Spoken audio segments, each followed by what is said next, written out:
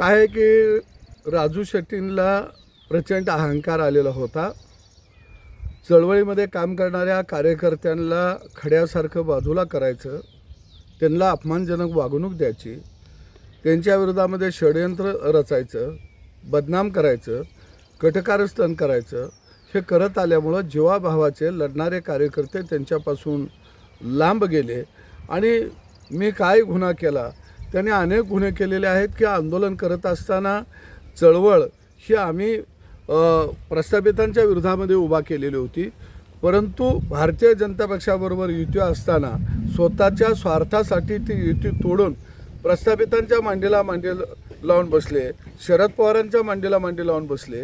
तिथं काही काळ काढल्यानंतर परत बाजूला झाले, परत स्वतंत्रपणानं लढायची भूमिका घेतली आणि निवडणुकीत पराभव दिसायला लागल्यावर मग सगळ्या पक्षांचं उंबरठं त्यांनी झिजवलेले आहेत, ते कबूल करणार नाही आहेत। आणि अशा पद्धतीनं स्वतःसाठी पक्ष बदलायचा, युत्या बदलायच्या, जे काय असेल ते माझ्या स्वतःसाठी, आणि मी मात्र स्वच्छ चेहरा आहे, माझे स्वच्छ हात आहेत। मग राबणारे कार्यकर्ते हे कोणत्या हाताचे आहेत?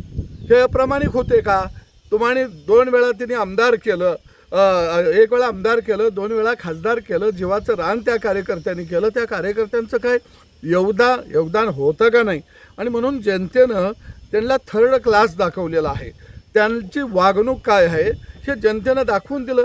रविकांत तुपकर सारखा तळागाळातला कार्यकर्ता 2.5 लाख मतं घेतो आणि स्वतःला शेतकऱ्यांचा नेता म्हणणाऱ्या नेत्याची डिपॉझिट जप्त होती, इथंच काय ते आलं? म्हणजे एका बाजूला आम्हासारख्या कार्यकर्त्यांची काही ताकद नाही, आम्ही चिल्लर आहे, परंतु आम्ही काय आहे हे हातकणंगले लोकसभा मतदारसंघातील जनतेनं दाखवून दिलेलं आहे।